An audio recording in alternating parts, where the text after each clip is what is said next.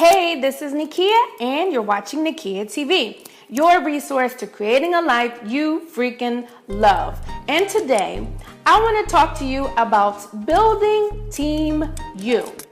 Now, we all have those friends that have been in our lives pretty much from the beginning. Maybe they're high school or even college friends that have been there with us through our ups, our downs. They're the people who support us. We feel safe sharing our secrets with them, knowing that they won't judge us. They tell us the truth even if it hurts us as we're building ourselves up. And then, of course, the old tried and true test. If it's 3 o'clock in the morning, you need to call on someone, they are the person who you would call on. Then there are friend type 2. We don't necessarily trust them with our secrets. However, conversations with them make for great fun. They're fun to be around. We like having a blast talking about things that aren't necessarily personal, but things that kind of matter to us. At 3 o'clock in the morning, we certainly wouldn't call them first. However, we probably could call them if the person who we would call is not available, and they would come. Of course, they would give you a lecture, but they'd be there for you. That's friend type number 2.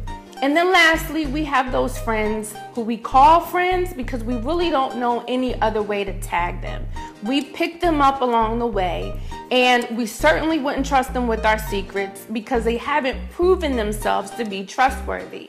We're loyal to them because we feel like they need us, but they're not necessarily adding value to our lives. Throughout the years, we may have had our ups and downs with them. However, they're still around, and if all else fails, you can most certainly call on them. Now today, of course, we're talking about building Team You. Quite naturally, friend number 1 is going to be at the top of that list. However, between friend number 2 and friend number 3, we're not quite sure of who should make the cut.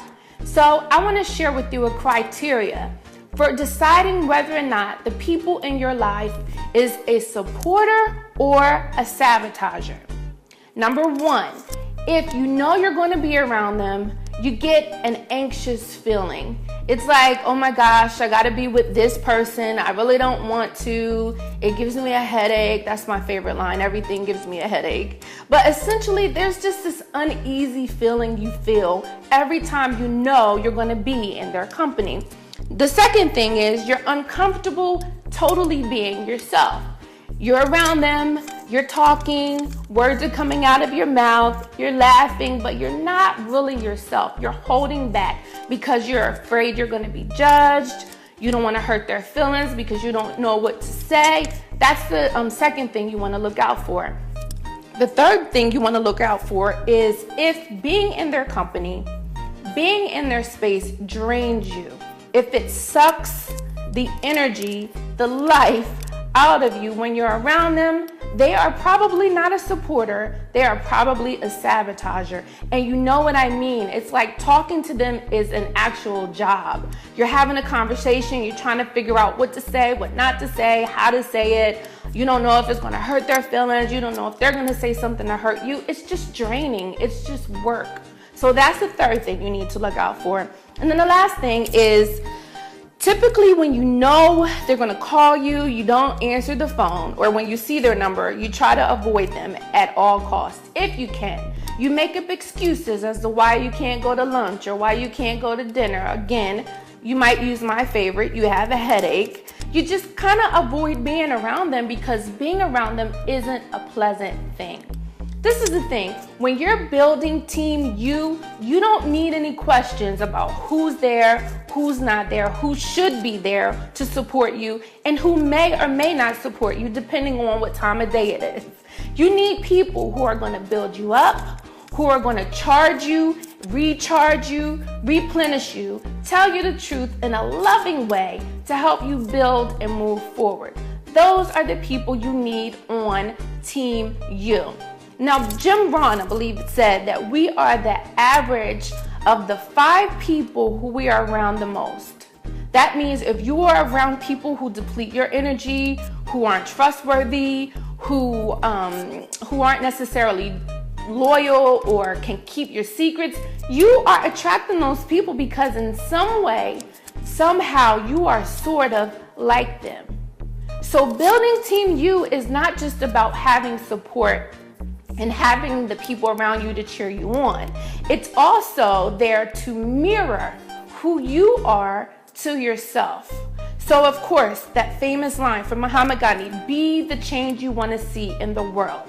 I would say be the friend, be the supporter, and be the person that you want on your team first. And those are the people who you're going to attract.